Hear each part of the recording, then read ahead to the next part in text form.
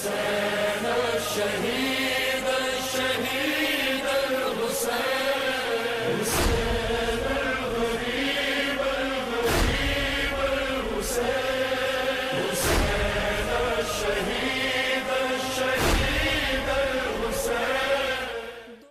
اللہ الرحمن الرحیم نحمدہ ونصلی علی رسولہ الکریم اما بعد فاعوذ باللہ من الشیطان الرجیم بسم اللہ الرحمن الرحیم ولا تقولوا لمن يقتل في سبیل اللہ اموات بل احیاء ولکن لا تشعرون صدق اللہ العظیم اللہم صلی علی سیدنا محمد وآل سیدنا محمد واصحاب سیدنا محمد وازواج سیدنا محمد صلی اللہ علیہ وسلم وبارک۔ ناظرین کرام، محرم الحرام کی یہ خصوصی نشریات کیپٹل ٹی وی پر آپ ملاحظہ فرما رہے ہیں۔ محرم الحرام سارے کا سارا اور بالخصوص عاشورہ کا دن 10 محرم کا دن جو ہے یہ شان والا بھی ہے، عزت والا بھی ہے، اور جب سے اس کو نسبت امام حسین رضی اللہ تعالی عنہ سے ہوئی ہے تو یہ دن آپ کی حرمت والا بھی ہے۔ ہم نے پچھلے پروگرام میں یہاں تک بات کی کہ جب عمر بن سعد نے 4000 کا مزید لشکر اپنے ساتھ لے کر امام حسین رضی اللہ تعالیٰ عنہ کے مقابلے میں آ گیا اور کچھ دن گزرے اور عمر بن سعد کی طرف سے کوئی بظاہر سختی نظر نہ آئی تو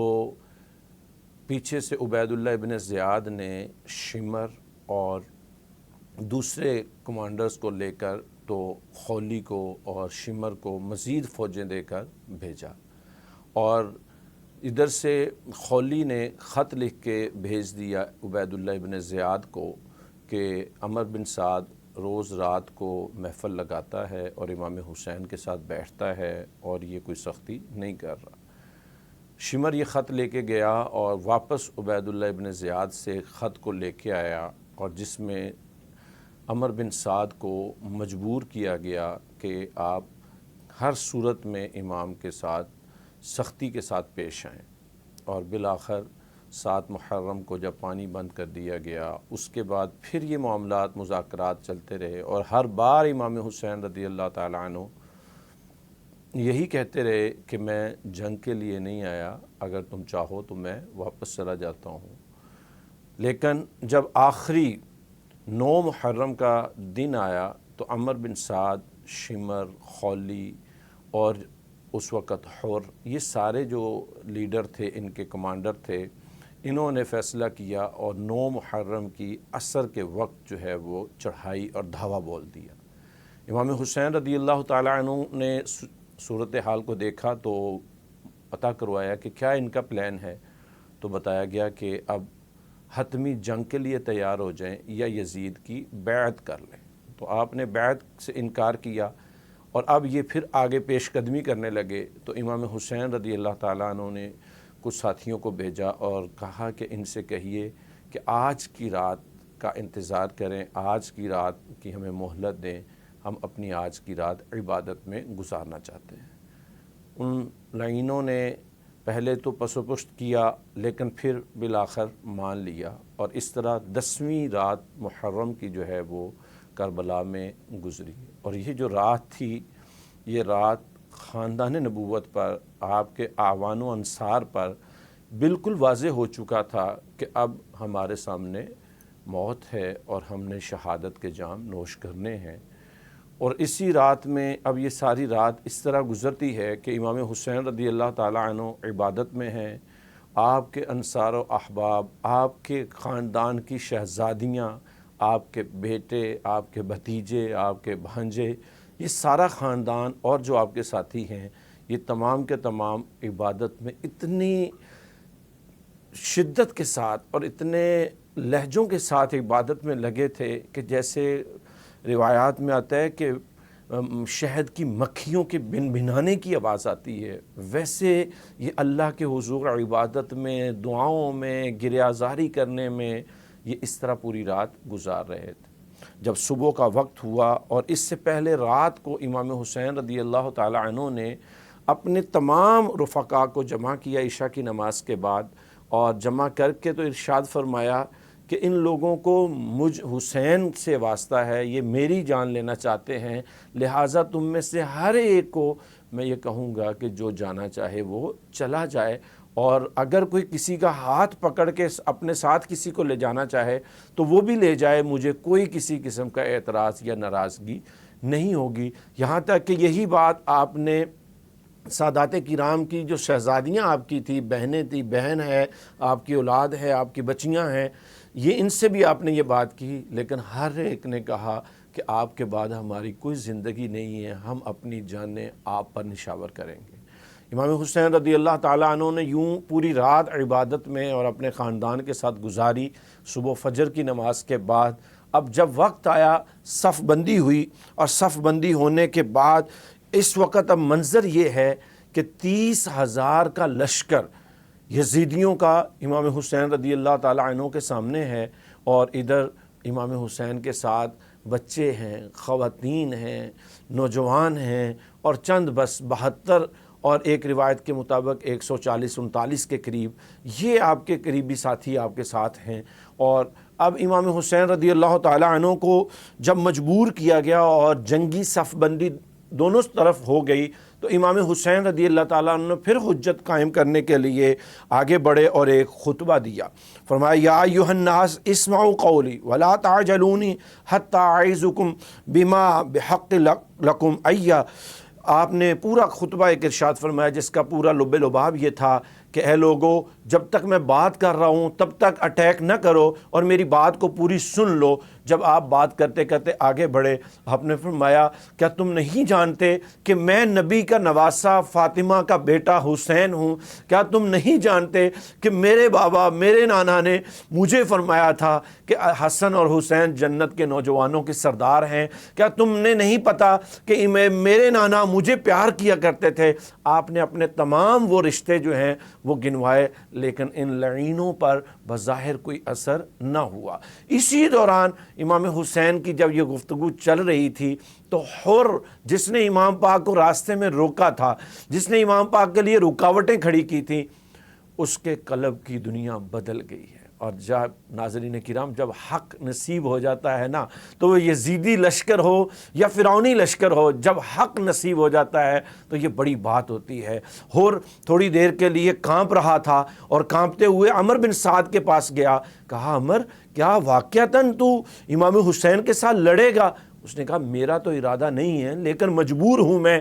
آپ نے یہ پھر پوچھا کہ کیا یہ لشکر سارا خاندان نبی کے ساتھ ظلم کرے گا؟ اور یہ کہتے کہتے جب ساروں نے دیکھا کہ یہ حر کی اب کیا کیفیت ہے اور حر کو جواب بھی نیگیٹو ملے، تو حر جو ہیں وہ اب گھوڑا اپنا نکالا اور اپنے دشمن یزیدی فوج کی صفوں سے نکل گئے، اور لوگ یہ سمجھے کہ شاید حر اب پہلا تیر برسانے کے لیے آگے نکلا ہے، لیکن حر چلتے چلتے امام پاک کی بارگاہ میں گیا اور کہا امام پاک مجھے معاف کر دیجئے گا، میں نے آپ کے لیے یہ رکاوٹیں کھڑی کی، اب میں آپ کی طرف آنا چاہتا ہوں۔ اور آپ نے قبول کیا، اور جب قبول کیا نا تو انہوں نے پھر کہا کہ اے امام مجھے اجازت دیجئے کہ میں ان کے ساتھ ایک دفعہ بات کرتا ہوں۔ حر آئے اور حر نے بھی پھر بات کی کہ اے ظالمو، تم نبی کے نواسے کے مقابلے میں آ رہے ہو، کیا تمہیں نبی کے نواسے کا اور نبی کے خاندان کا خون بہاتے شرم نہیں آئے گی؟ رب کو کس منہ کے ساتھ فیس کرو گے؟ اب یہ باتیں آپ نے کی، لیکن ان ظالموں نے کسی طرح بھی راضی نامہ نہ کیا اور کہیں باز نہ آئے۔ اس وقت اب جنگ شروع ہوتی ہے۔ عمر بن سعد اور ادھر سے حر ابھی یہ پیغام کر دے رہے ہیں، لیکن عمر بن سعد کی فوج میں جب یہ اب کشمکش ہے کہ ہمارا حر بھی چلا گیا ہے اور ابھی تک باتیں سن رہے ہیں، اس سے پہلے کہ ان پر باتوں کا اثر ہوتا، عمر بن سعد نے اپنا نیزہ منگوایا، اپنے جو ہے وہ تیر کمان منگوائی، اور اپنے پرچم کے ساتھ پہلا تیر جو ہے وہ عمر بن سعد نے چلایا، اور اس کے بعد سے اب یہ جنگ شروع ہو گئی۔ اور اسلام کے اس معرکہ حق پر، یہ معرکہ کوئی حکومت لینے کے لیے نہیں تھا، یہ کوئی سلطنت کی بندر بانٹ نہیں تھی، یہ کوئی سلطنت بانٹنے کے لیے نہیں تھا، یہ کوئی بادشاہت کے لیے نہیں تھا۔ امام حق پہ تھے، اسلام کی خاطر یہ کر رہے تھے اور اپنے آپ کو قربان کرنے کے لیے آ گئے ہیں۔ اب امام حسین کے جو جانثار پہلے حر ہیں اور حر نے اب بڑی جواں مردی کے ساتھ مقابلہ کیا، حر اب اسی دوران شہید ہو جاتے ہیں، امام پاک حر کو اٹھا کے لے کے آتے ہیں۔ اب یہ جو پہلا حملہ ہوا، اس حملے میں جب حر شہید ہوتے ہیں تو اس کے بعد حضرت ظاہر آتے ہیں، حضرت حارث آتے ہیں، حضرت مسلم، حضرت نعیم، کنانہ، عمار، سوار، جبلہ، مسعود، عبد الرحمن، زہیر، حلاس، منی، یہ باری باری تقریباً کوئی 40 کے قریب حضرات آپ کے جانثار جو کچھ آپ کے ساتھ مکہ سے آئے تھے، کچھ راستوں میں آپ کے ساتھ ملے تھے، اس پہلے مارکے میں، اس ظہر کی نماز سے پہلے میں آپ کے اتنے جانثار شہید ہو جاتے ہیں۔ اور پھر جب ظہر کا وقت آتا ہے تو اس وقت میں امام حسین رضی اللہ تعالیٰ عنہ پیغام بھیجتے ہیں کہ انہیں کہیں کہ فی الحال جنگ کو روک دیا جائے، نماز ظہر کا وقت ہے، ہم چاہتے ہیں کہ اپنے رب کے حضور ظہر ادا کر کے پیش ہوں۔ اس کام کے لیے امام پاک نے حضرت زہیر کو بھیجا، اور حضرت زہیر جب آئے اور یہ آ کے خطبہ دیا کہ میرے امام پاک فرما رہے ہیں کہ ہم یہ ہر صورت میں امام علی مقام ظہر کی نماز پڑھنا چاہتے ہیں، تو حبیب بن مظاہر، حضرت زہیر نہیں، حضرت حبیب بن مظاہر، یہ آپ کے جاں فدائی جو تھے، یہ آئے، انہوں نے خطبہ دیا، لیکن ظالموں نے حضرت حبیب بن مظاہر کو بھی اسی طرح جیسے حر کو ہر طرف سے تیر برسا کر شہید کیا، ویسے ہی حضرت حبیب بن مظاہر کو شہید کر دیا۔ اور اب ظہر کی نماز، یہ نماز خوف امام پاک نے پڑھی، اپنے ساتھیوں کو پڑھائی، اور اب یہ سارا معرکہ چلتا جا رہا ہے۔ اس کے بعد حضرت عابس، حضرت شوذب، یہ وہ سارے نام تھے جنہوں نے امام حسین کے ساتھ وہ عقیدت کے مناظر اور لوگوں کو قیامت تک کے لیے بتا دیا کہ امام وہ ہے جس پہ اپنی جان نشاور کر دی جائے۔ حضرت عبداللہ بن عمیر، حضرت سوید، حضرت مسلم بن اوسجہ، زہیر بن قین، حنظلہ بن اسعد، عبد الرحمن، حضرت عمر، حضرت حرا، حضرت نافع، یہ وہ تمام بڑی ہستیاں تھیں ناظرین کرام جنہوں نے اب اگلے مرحلے میں اپنی جانیں نشاور کی۔ اور جب یہ سارے آپ کے ساتھی جو آپ کے انصار آئے تھے، جب یہ باری باری سب شہید ہو گئے، اب پیچھے رہ گیا ہے میرے اور آپ کے نبی کا خاندان۔ امام حسین ہیں، آپ کے بیٹے ہیں، حضرت علی اصغر ہیں، حضرت علی اوسط امام زین العابدین ہیں، حضرت علی اصغر، حضرت علی اکبر، حضرت عبداللہ، یہ آپ کے بچے ہیں، حضرت امام حسن کے بیٹے ہیں، حضرت قاسم ہیں، اور ایک چھوٹے بچے ہیں، اسی طرح حضرت عقیل کے بیٹے ہیں، حضرت مسلم بن عقیل تو وہاں پہ پہلے شہید ہو گئے تھے، حضرت عقیل کے دیگر فرزند ہیں، حضرت جعفر کی اولاد ہیں، حضرت عبد الرحمن ہیں، حضرت ابو بکر ہیں، یہ وہاں پہ موجود ہیں۔ اب باری آتی ہے جب خانوادہ رسول کی، تو ناظرین کرام سب سے پہلے آپ کے پاس آپ کا بیٹا حضرت علی اکبر آئے، اور حضرت علی اکبر ناظرین کرام بڑے خوبصورت تھے، بڑے پیارے حسین و جمیل تھے، اور یہ سر سے لے کر پاؤں تک ہمارے پیارے نبی صلی اللہ علیہ وسلم کے ہم شکل تھے، شبیہ رسول ان کا لقب تھا۔ اور یہ ان کو دیکھ کر، ان کی چال، ان کی ڈھال، ان کا قد و قامت، ان کی ظاہری حلیہ دیکھ کے نبی علیہ السلام کی یاد آتی تھی۔ جب یہ آئے، آ کے اپنے والد سے اجازت مانگی کہ بابا مجھے اجازت دیجئے، میں اپنے آپ کو آپ پر قربان کرتا ہوں، امام پاک نے پہلے روکا، اور پھر جب انہوں نے ضد کی تو ان کو امام پاک نے خود اپنے ہاتھوں سے تیار کیا۔ اللہ اکبر۔ ناظرین، آج کربلا کو ہم بڑی شان سے، عقیدت سے یاد کرتے ہیں، اور اس کا یہی حق ہے، لیکن کبھی غور یہ بھی کرنا ہوگا کہ کربلا والوں نے کیوں یہ قربانیاں دی، اپنے بچوں کو تیار کر کے موت کے منہ پر شہادت کے لیے اپنی اس دنیا سے، اپنی آنکھوں سے دور کرتے ہوئے تیار کر کے بھیجا ہے۔ اور آج ہم اپنے بچوں کو نماز کے لیے تیار نہیں کرتے، آج ہم اپنی اولاد کو دین کی طرف جانے نہیں دیتے۔ آج ہمارا بچہ دین کی طرف آ جائے تو ہم کہتے ہیں یہ کہاں دین کی طرف، اور یہ مولوی، اور یہ فلاں، اور یہ ایسے، اور یہ دین دنیا سے دور ہو جائے گا۔ اور ادھر میرے امام کو دیکھیں، وہ اپنے بچے کو تیار کر رہے ہیں شہادت کے لیے۔ حضرت علی اکبر بڑے، اور جب حضرت علی اکبر میدان میں آئے تو حضرت علی اکبر نے جاتے ہی جو کلام پڑھا، حضرت علی اکبر فرمانے لگے، انا علی بن حسین، ایش عمر بن سعد، اے فلاں میں نبی کے شہزادے حسین کا لخت جگر علی ہوں، کون ہے جو میرے مقابل میں آئے؟ اب یزیدی جو ہیں وہ ایک ایک کر کے آپ کے مقابلے میں آئیں. آپ کبھی کسی کو ادھر وار کیا تو مار دیا، دوسرے کو مارا، تیسرے کو مارا، یہاں تک کہ 120 یزیدیوں کو امام علی اکبر رضی اللہ تعالی عنہ نے جب واصل جہنم کیا اور ختم کیا تو اس کے بعد آپ پر ہر طرف سے تیروں کا وار ہوا، آپ کو ہر طرف سے زخمی کیا گیا اور ظالموں نے آپ کو گھوڑے سے گرا دیا. امام علی مقام کہ یہ شہزادے حضرت علی اکبر جب زخموں کی تاب نہ لاتے ہوئے لہو لہان ہو کر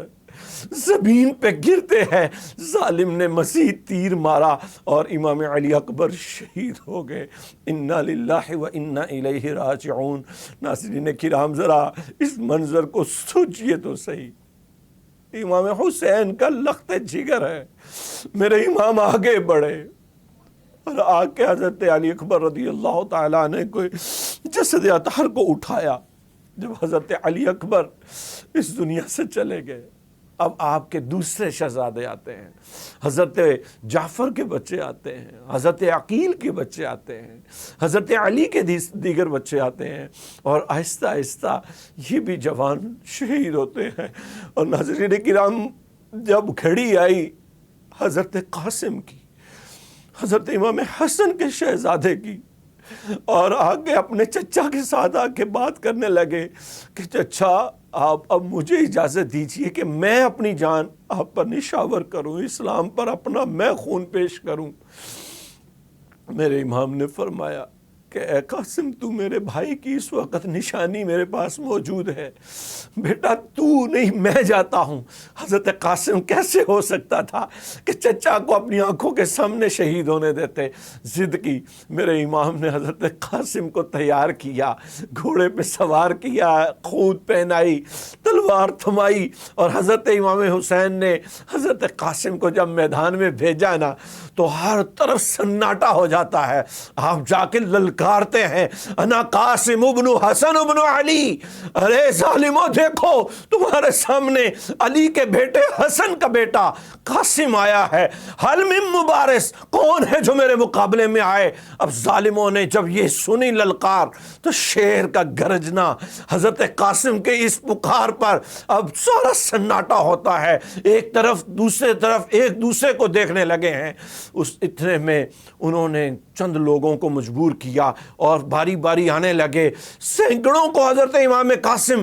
شہید ہونے سے پہلے ان ظالموں کو نیست و نابود اور کھیرے گاجر مولی کی طرح کاٹتے جا رہے ہیں. لیکن امام قاسم رضی اللہ تعالی عنہ پر بھی اسی طرح وہی اٹیک ہوا، ہر طرف سے تیروں کا وار ہوا. امام قاسم کا گھوڑا زمین پہ آتا ہے اور حضرت قاسم رضی اللہ تعالی عنہ زخموں کی تاب نہ لاتے ہوئے جب زمین پہ آتے ہیں، حضرت امام حسین پہ کیا گزری. سیدہ زینب کہ بھائی حسن کا ایک بیٹا یہاں موجود اور وہ اس حال میں ہے. امام حسین رضی اللہ تعالی عنہ دیکھ رہے ہیں اور حضرت امام حسین رضی اللہ تعالی عنہ کے پاس اب یہ دیکھنے کے علاوہ کیا ہے. حضرت امام قاسم پر ظالموں نے حملہ کیا اور آپ اس دنیا فانی سے رخصت ہو گئے، شہید، اور شہادت کا جام نوش کیا. انا للہ و انا الیہ راجعون. میرے امام آئے، امام کی جواں مردی پر، شجاعت پر اور حوصلے پر قربان جائیں، ایک ایک لاشے کو اٹھا کے اپنے پاس لے کے آ رہے ہیں. اتنے میں حضرت عباس آئے اور کہا بھائی مجھے اجازت دیجئے کہ اب میں اپنی جان آپ پر نشاور کروں. میرے امام نے فرمایا عباس اب ہم باری باری سب شہید ہوتے جا رہے ہیں اور خیموں کی خواتین اور بچے پیاسے ہیں. ایسا کرو تم پہلے نہر فرات پہ ان ظالموں سے بچتے بچاتے پانی لے کے آؤ تاکہ ان تک پہنچے. حضرت عباس رضی اللہ تعالی عنہ بڑی ہمت کے ساتھ آپ نے وہ پانی کا جو گیلن ٹائپ ہوتی تھی اس کو اٹھایا اور وہ آپ نے اپنے کندھوں پہ لیا، اپنی تلوار تھامی اور لے کے آپ پانی کے لیے مشکیزہ لے کے چل پڑے۔ اور جب اب ظالموں کو آپ نے پہلے لیکچر دیا اور ظالموں سے جان چھڑاتے، لیکچر دیتے، احساس دلاتے، جوانی کے ساتھ بہادری کے ساتھ فرات کی طرف چل پڑے، اور ان جو راستے میں آیا اس کو کاٹتے گئے، مارتے گئے، اور بالآخر آپ نہر فرات تک پہنچنے میں کامیاب ہو گئے۔ آپ اندر گئے، پانی بھرا، اور اب حضرت عباس رضی اللہ تعالیٰ عنہ کے پاس یہ آپشن، آپ نے پانی چلو میں لیا،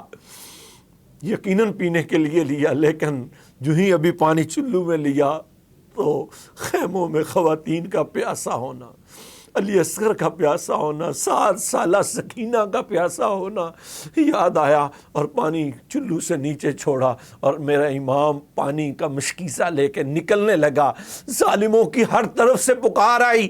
عباس کو روکو، اگر ان کے پاس پانی کا قطرہ چلا گیا، پانی ان کے حلقوں میں چلا گیا تو یہ ہم اتنے ہزاروں کا لشکر ان کے سامنے ختم ہو جائیں گے۔ حضرت عباس رضی اللہ تعالی عنہ پر اٹیک ہوئے، اتنے میں ایک ظالم نے آپ کو ایک تلوار ماری، اور جس سے آپ کا دایاں بازو کٹ کے زمین پہ آ گیا۔ حضرت امام نے جلدی سے پانی کے مشکیزے کو بائیں شولڈر پہ لیا اور تلوار کو بائیں ہاتھ میں لیا، اور اب آپ آگے لڑتے بھی آ رہے ہیں اور پانی کو بھی محفوظ بچا کے لے کے جانا ہے۔ اتنے میں ایک ظالم نے حضرت امام کے دوسرے ہاتھ کو بھی کاٹ دیا۔ امام نے جلدی سے پانی کے مشکیزے کو اپنے دانتوں میں لیا اور آگے بڑھے۔ اتنے میں ظالموں نے حضرت عباس کے مشکیزے کو تیر مار کے تو لیکیج کر دی، اور جس سے سارے کا سارا پانی ضائع ہو گیا۔ اور ابھی میرا امام واپس آ رہا ہے، لیکن راستے میں ہی حضرت عباس رضی اللہ تعالی عنہ کو انتہائی بے دردی کے ساتھ شہید کر دیا گیا۔ انا للہ و انا الیہ راجعون۔ اب پیچھے میرا امام حضرت علی اوسط، امام زین العابدین، اور چھوٹا بچہ حضرت علی اصغر موجود ہیں، 6 ماہ کے بچے ہیں۔ میرے امام نے حضرت علی اصغر کو ایسے ہاتھوں میں لیا اور ان ظالموں سے حجت تام کرنے کے لیے بات کی کہ اے ظالموں، یہ ننھا بچہ، اس کا کیا قصور ہے؟ اس پر کیوں ظلم کر رہے ہیں؟ ان خواتین پہ کیوں ظلم کر رہے ہیں؟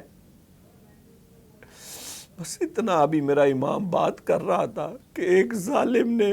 تیر پھینکا اور شہزادہ علی اصغر کے کان میں لگا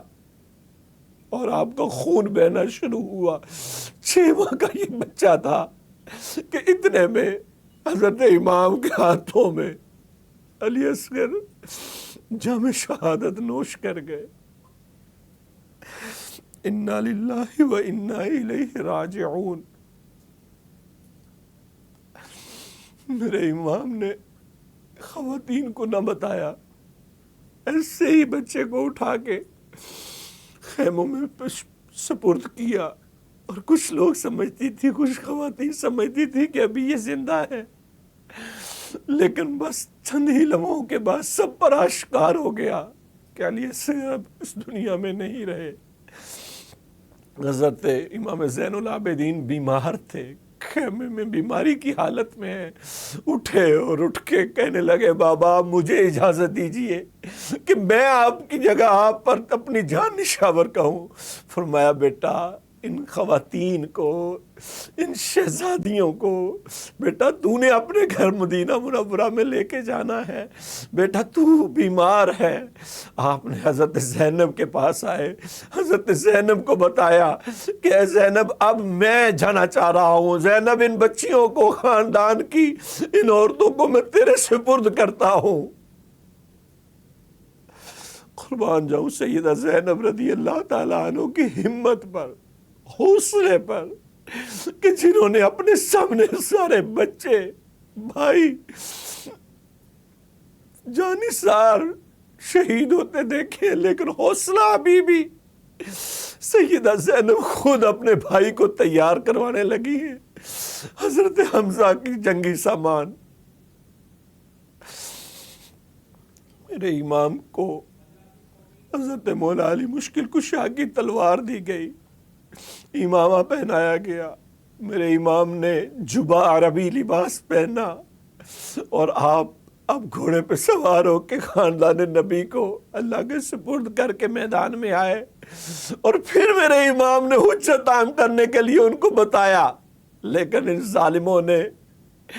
امام کی ایک نہ سنی اور حضرت امام حسین رضی اللہ تعالیٰ عنہ پر کے مقابلے میں آنا شروع کر دیا۔ میرا امام بڑی جوان مردی کے ساتھ، ارے وہ امام سے بڑھ کر شجاع اور امام سے بڑھ کر شیر کون ہوگا، جس کا خون مولا علی مشکل کشا اسد اللہ کا خون ہے، سیدہ فاطمہ کا مبارک دودھ ہے۔ حضرت امام حسین رضی اللہ تعالی عنہ شیروں کی طرح مقابلہ کرتے گئے، اور جس طرف گئے اس طرف ظالموں کو جہنم رسید کرتے گئے، اور کچھ دیر کے بعد امام پھر واپس خان وادہ کی طرف آئے اور خیمے والوں کو آ کے ڈھارس بندھائی اور حوصلہ دیا اور اپنی وصیتیں اور وصایا دیں، اور پھر امام پاک جب میدان میں آئے تو امام پاک نے پھر جب ان کے مقابل میں جب تک آتے رہے، امام ان کو گاجر مولی کی طرح کاٹتے گئے، ختم کرتے گئے، اور بالآخر آخری حربے میں وہی طریقہ انہوں نے اپنایا کہ ہر طرف سے امام حسین رضی اللہ تعالی عنہ پر ظالموں نے اٹیک کیا، کہیں تلواروں سے، کہیں نیزوں سے، کہیں تیروں سے، اور امام حسین رضی اللہ تعالی عنہ کے گھوڑے کو زخمی کر کے جب گھوڑا زمین پہ آیا، میرا امام زخمی حالت میں زمین پہ آ چکا ہے، ظالم پوری آپ کے ارد گرد گھیرا ڈال کے بیٹھے ہیں، امام حسین رضی اللہ تعالی عنہ کا جسم چور ہو چکا ہے، ان ظالموں نے، کسی نے میرے امام کو لیٹے ہوئی حالت میں، کسی نے آپ کی کمر میں خنجر مارا، کسی نے آپ کے ہاتھوں میں مارا، کسی نے میرے امام کے سر میں مارا، میرے امام کا امامہ اتر گیا، اور اتنے میں امام نے جلدی سے پھر امامے کو پٹی کے طور پہ نانا کا امامہ ہے سر پہ رکھا، اور اب زخم ہر طرف ہے، اب کسی میں یہ ہمت نہیں ہو رہی کہ امام کے کس طرح آخری وار کر کے شہید کیا جائے۔ خولی آگے بڑھا اور آپ پر آخری وار کر کے مارنا، شہید کرنا چاہتا تھا، لیکن رک گیا۔ شمر نے، اسلحین نے امام کی گردن کو کاٹ کر اِنَّا لِلَّهِ وَإِنَّا إِلَيْهِ راجعون۔ اسلام زندہ ہوتا ہے ہر کربلا کے بعد۔ میرا امام اس دنیا میں اب نہ رہا، اب وصال فرما گئے، شہادت کے جام کو نوش فرما لیا۔ سیدہ زینب بڑی آگے، ان ظالموں نے امام حسین کے سر کو لے لیا، سیدہ زینب بڑی بھائی کی لاش کو اٹھایا اور خیموں کی طرف لے کے آئے۔ اب ناظرین کرام، ظلم یہاں ختم نہیں ہوا، ظلم یہاں ختم نہیں ہوا۔ سارے سروں کو لے کر یہ اب کوفے کی طرف روانہ ہوئے۔ عبید اللہ ابن زیاد جو کوفے کا گورنر تھا، اس کے پاس اب لے کے جا رہے ہیں۔ خاندان کی بچیاں، خواتین اور حضرت امام زین العابدین کو قیدی بنا کے لے جایا جا رہا ہے۔ جب کوفہ پہنچے، عبید اللہ ابن زیاد کے سامنے پہنچے، تو وہاں پر اب بجائے اس کے کہ عبید اللہ ابن زیاد کو کوئی لعنتی کو کوئی کسی طرح کی کوئی شرم آتی، حیا آتی، اس کے الٹ اس ظالم نے امام حسین رضی اللہ تعالیٰ عنہ کے سر کو جب اپنے سامنے رکھا، تو اس وقت اس دربار میں حضرت نعمان بن بشیر یہ صحابی رسول ہے، انہوں نے پہلے بھی سمجھانے کی کوشش کی کہ کسی طرح یہ جنگ نہ ہو، یہ اپنا پورا رول ادا کرتے رہے، لیکن جب امام حسین کا سر آ گیا آپ شرمندہ ہیں۔ حضرت نعمان بن بشیر کے سامنے عبید اللہ ابن زیاد لعنتی نے اپنے ہاتھ میں جو عصا اسٹک پکڑی ہوئی تھی اس کو لے کر میرے امام کے ہونٹوں پہ رکھ کے توہین کرنے لگا، تو نعمان بن بشیر صحابی رسول نے کہا اے عبید اللہ ابن زیاد، اس چھوٹی کو، اس اسٹک کو، عصا کو پیچھے کر لو، خدا کی قسم میں نے کئی بار مصطفیٰ کریم صلی اللہ علیہ وسلم کو دیکھا تھا کہ وہ امام حسین کے ہونٹوں کو چوس رہے ہیں، چوم رہے ہیں۔ ایسا ہی حضرت امام حسین رضی اللہ تعالی عنہ کے خاندان کے ساتھ جب کوفہ سے دمشق شام کی طرف یزید کے دربار میں لے جانے کے لیے مختلف بازاروں سے، راستوں سے امام حسین رضی اللہ تعالیٰ عنہ کے سر کو نیزے پہ چڑھا کر یہ تماشا لگاتے ہوئے جب شہروں کے شہروں سے گزرتے جا رہے تھے تو راستے میں ایک بازار میں کسی خاتون نے دیکھا کہ یہ ان پہ ظلم ہوا ہے، تو خواتین کو کھجوریں دیں تحفے میں، تو سیدہ زینب نے یہ کہہ کے واپس پلٹا دیا کہ اے بہن تیری مہربانی، لیکن ہم نبی کی گھر کی خواتین ہیں، ہمیں صدقہ حرام ہے، ہم صدقہ نہیں کھاتی ہیں۔ ایک نہیں، 20 واقعات امام حسین کی کرامات، عزت و احترام، وہ سب جو جن عاشقوں کے دل میں تھا ان کو تو یہ سب برا لگ رہا تھا، اور بڑے بڑے کرامات کے واقعات آئے، لیکن وہ نعمان بن بشیر کو عبید اللہ ابن زیاد نے بھی پھر عزت نہ دی۔ امام حسین رضی اللہ تعالی عنہ کے ساتھ ان ظالموں نے وہ سلوک کیا جو کسی قیامت تک کے لیے کوئی اور نہیں کر سکتا تھا۔ حضرت امام حسین کا سر انور اب نیزے پہ ہے، اور سننے والوں نے سنا کہ میرا امام نیزے پہ چڑھ کے بھی قرآن کی تلاوت کر رہا ہے۔ اللہ اکبر، قرآن امام کے ساتھ ہے اور امام قرآن کے ساتھ ہے۔ قرآن کہتا ہے وَلَا تَقُولُوا لِمَنْ يُقْتَلُ فِي سَبِيلِ اللَّهِ أَمْوَاتٌ، اے لوگو جو اللہ کے راہ میں مارے جائیں ان کو مردہ نہ کہو، بل احیاء وَلَكِنْ لَا تَشْعُرُونَ، ارے وہ تو زندہ ہیں، تمہیں ان کی زندگی کا شعور نہیں ہے۔ کہنا تو دور کی بات ہے، قرآن کہتا ہے وَلَا تَحْسَبَنَّ الَّذِينَ قُتِلُوا فِي سَبِيلِ اللَّهِ امواتا بل احیاء عند ربهم يرزقون فرحین بما آتاهم اللہ من فضلہ، اے لوگو جو اللہ کی راہ میں فوت ہو جائیں، مارے جائیں، ان کو مردہ گمان تک نہ کرو، وہ زندہ ہے، ان کو اللہ کے ہاں سے رزق دیا جاتا ہے۔ امام حسین شہادت سے پہلے بھی زندہ تھے، امام نے شہادت کو سینے سے لگا کے پھر بھی یہ ثابت کر دیا کہ میں زندہ ہوں، اور نیزے پہ قرآن پڑھ رہے ہیں۔ ناظرین کرام، امام حسین کی یہ شہادت آپ کا اپنے آنکھوں کے سامنے اپنے علی اصغر کو شہید ہوتے دیکھنا، حضرت علی اکبر، حضرت قاسم، حضرت مسلم بن عقیل، حضرت جعفر کے بچے، حضرت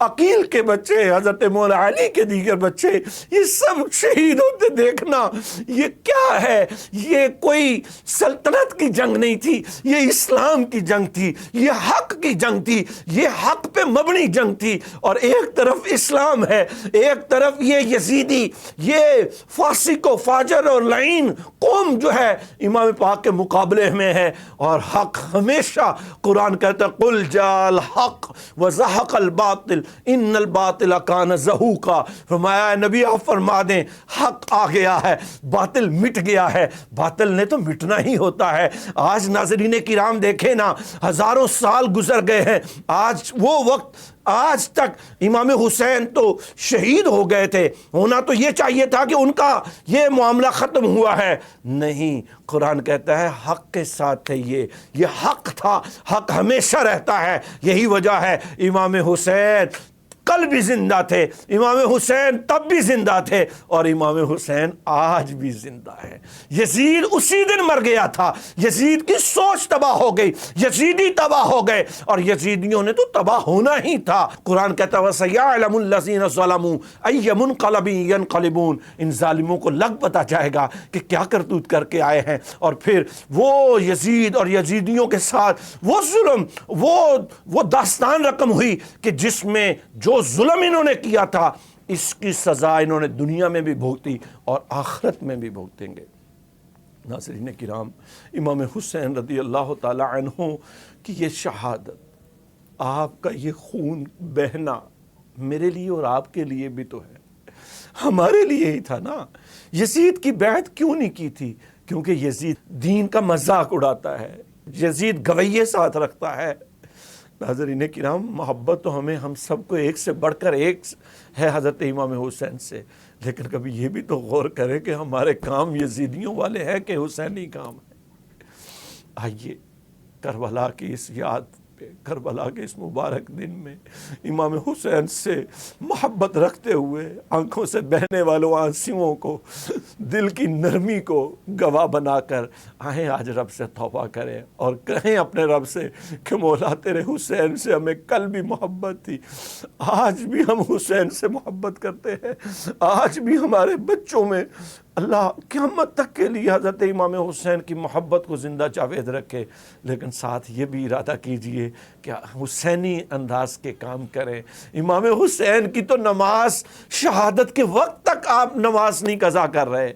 امام حسین تو کربلا میں 10ویں محرم کو بھی تہجد قضا نہیں کر رہے، اور ہماری نمازیں کہاں ہیں؟